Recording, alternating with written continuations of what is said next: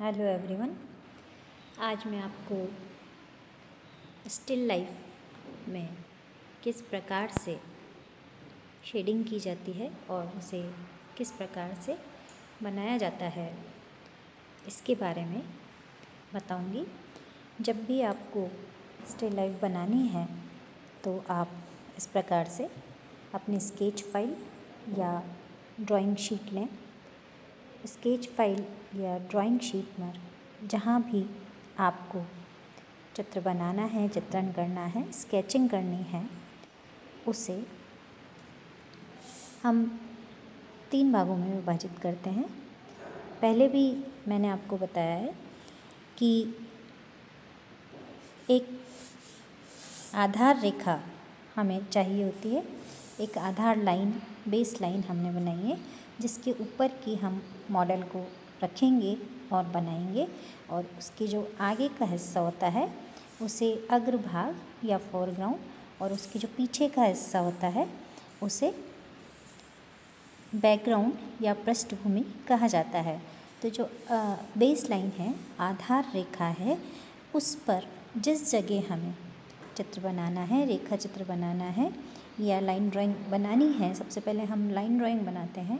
उसके लिए हमें जगह निर्धारित करनी होती है। हम सेंटर लाइन लेकर के और एक सेंटर डिसाइड कर लेंगे, और जो भी मॉडल हमें बनाना है उस मॉडल की, जैसे देखिए, जैसे ये मॉडल हमें बनाना है। इस मॉडल को बनाने के लिए हम पहले इसका नाप लेंगे। इसका नाप लेने के लिए मैंने आपको पहले भी बताया कि हमें इसकी लंबाई यहाँ से लेकर के यहाँ तक जितनी लंबाई है हमें उसकी लंबाई लेनी है, और उस लंबाई को जो हमारी शीट पर अंकित करना है उसे हम इस प्रकार से पकड़ के सीधा हाथ रख के लंबाई लेंगे, और इसी प्रकार से हम इसकी चौड़ाई भी लाइन टू लाइन, जहाँ से हमको, जिस लाइन से हमको दिखाई दे रही है, यदि मॉडल की चौड़ाई अलग अलग प्रकार की है तो हम 3 जगह से उसकी चौड़ाई को लेंगे, और यदि वो एक जैसा है, एक ही आकार का है, तो हम उसकी चौड़ाई को एक ही बार में ले सकते हैं। तो इस प्रकार से हम उसकी लंबाई और चौड़ाई को नाप लेंगे, और नापने के पश्चात इस प्रकार से हमें एक सेंटर लाइन डालनी है। सेंटर लाइन डाल करके हम लंबाई और चौड़ाई को निर्धारित करते हैं।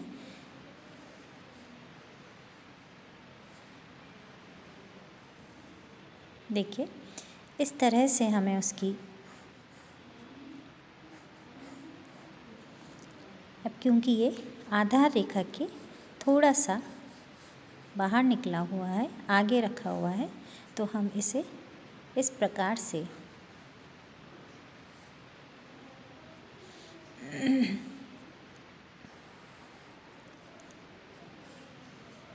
देखिए, इस प्रकार से हमारी ये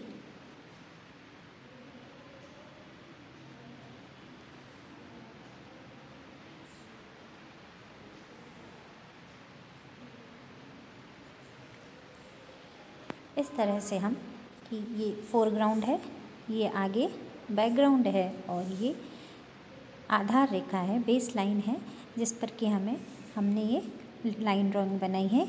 इसी के साथ में यदि आप प्लेट भी बनाना चाहते हैं, जितना और जैसा हमें दिखाई दे रहा है हमें उतना और वैसा ही बनाना है।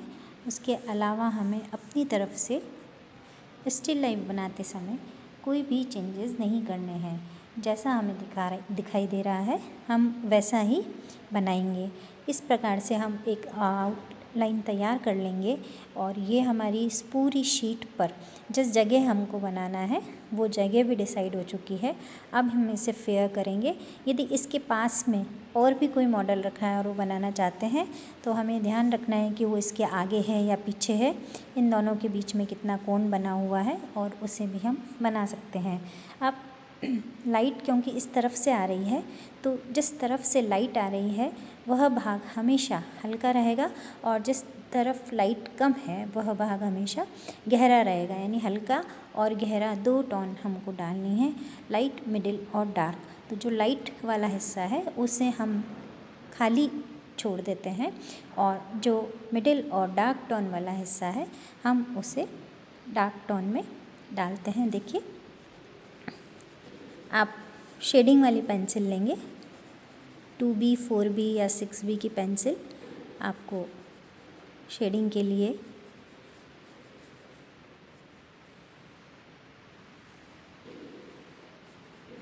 जहाँ जहाँ आपको डार्क शेड दिखाई दे रहा है, डार्क कलर दिखाई दे रहा है, वहाँ वहाँ आपको शेड डालना है। पेंसिल को आप इस प्रकार से पकड़कर भी शेडिंग डाल सकते हैं।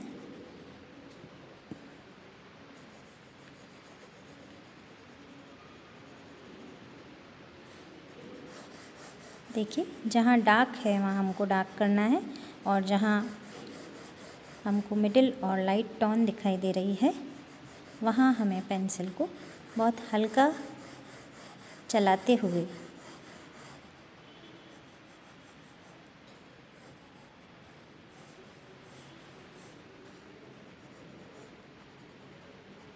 जहाँ बिल्कुल लाइट चमक रही है उस स्थान को हमें बिल्कुल खाली छोड़ना है, वहाँ हमें किसी भी प्रकार की शेडिंग नहीं डालनी है।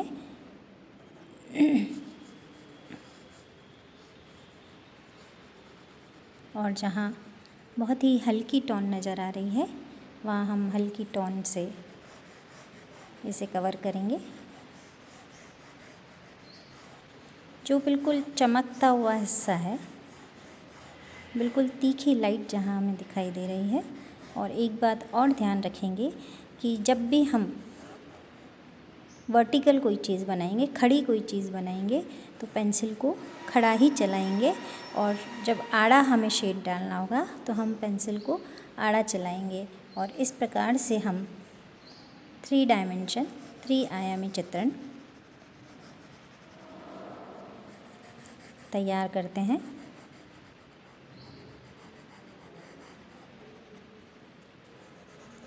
देखिए, इसी प्रकार इस प्लेट में भी जिस स्थान पर हमें डार्क टोन नज़र आ रही है, एकदम डार्क टोन नज़र आ रही है, हम उसे एकदम डार्क करेंगे।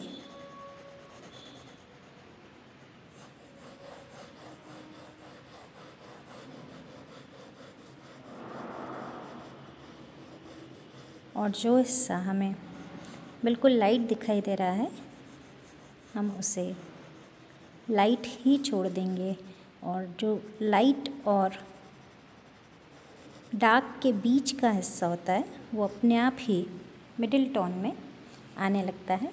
तो हमें मिडिल टोन में जब हम डार्क और लाइट का डिफरेंस कर लेंगे तो हमें समझ में आ जाएगा कि हमें कहाँ किस स्थान पर मिडिल टोन डालनी है। और इस प्रकार से हम यह चित्रण कर सकते हैं स्टिल लाइफ का। अब देखिए, ये लाइट और डार्क शेड डालना मैंने आपको बताया, इसके साथ ही इसके फोरग्राउंड और बैकग्राउंड पर कलर डालना भी ज़रूरी है या शेड डालना भी ज़रूरी है, क्योंकि जब हम इसको त्रिआयामी बनाने का प्रयास करते हैं तो उसमें ज़रूरी होता है, आवश्यक होता है कि हम इसके बैकग्राउंड और फोरग्राउंड को भी इसके साथ में ही चित्रण करें। जहाँ भी हमें डार्क टोन दिखाई दे रही है वहाँ हमें इसे अच्छा डार्क करना है।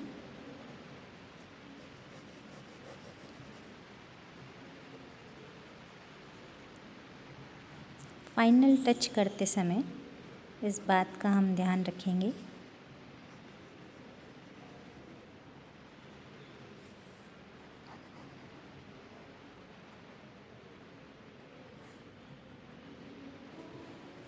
इस प्रकार से।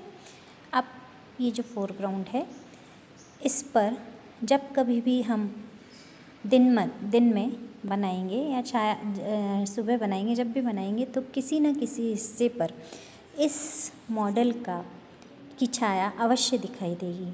या तो आगे की ओर दिखाई देगी या पीछे की ओर दिखाई देगी, या तो पृष्ठभूमि पर दिखाई देगी या अग्रभूमि पर दिखाई देगी। तो उस छाया को भी हम, जहाँ भी हमें छाया दिखाई दे रही है, उस छाया को भी हम इस प्रकार से शेडिंग के माध्यम से चित्रण जरूर करेंगे। शेड डाल करके उस छाया को, जो छाया हमें दिखाई दे रही है, उस छाया को बनाने का प्रयास करेंगे। और इसी प्रकार से यदि पृष्ठभूमि पर कोई पर्दा लगा हुआ है, कहीं से लाइट आ रही है, तो हम इस प्रकार से जो हिस्सा हमें गहरा दिखाई दे रहा है, उस हिस्से को गहरा करते हुए, जो हिस्सा गहरा दिखाई दे रहा है उस हिस्से को गहरा करते हुए लाइट की तरफ बढ़ना है। और जहाँ हमें लाइट ज़्यादा दिखाई दे रही है, उस हिस्से को हम खाली छोड़ेंगे।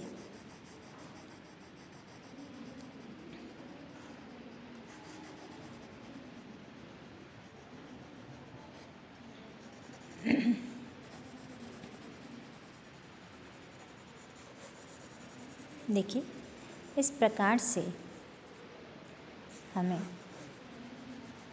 डार्क और लाइट शेड डालते हुए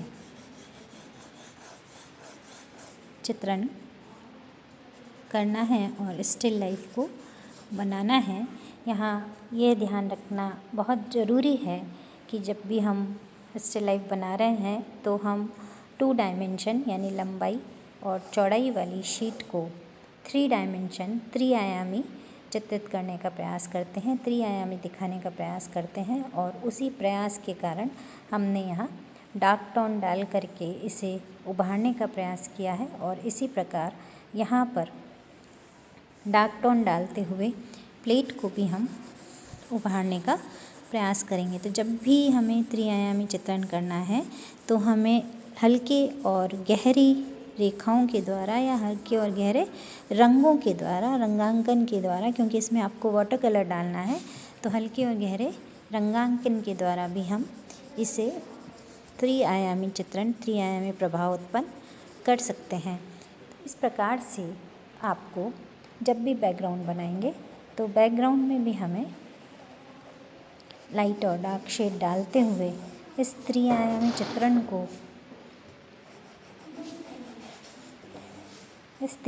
चित्रण को पूरा करना है।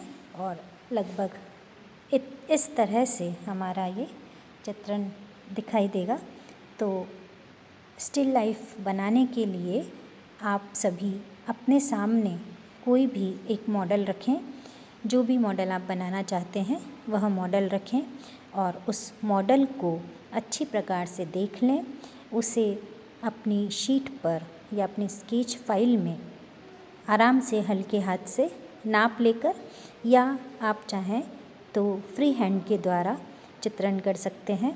और उस चित्रण के बाद में उसमें पेंसिल से हल्के हाथ से लाइट और डार्क शेड डालते हुए रेखांकन प्रारंभ करें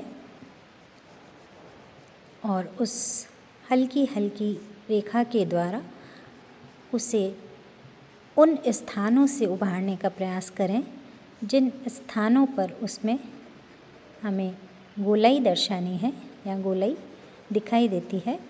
तो जो स्थान आपको बहुत ही हल्के दिखाई दे रहे हैं, वहाँ जहाँ लाइट दिखाई दे रही है, हमें उसे खाली छोड़ना है।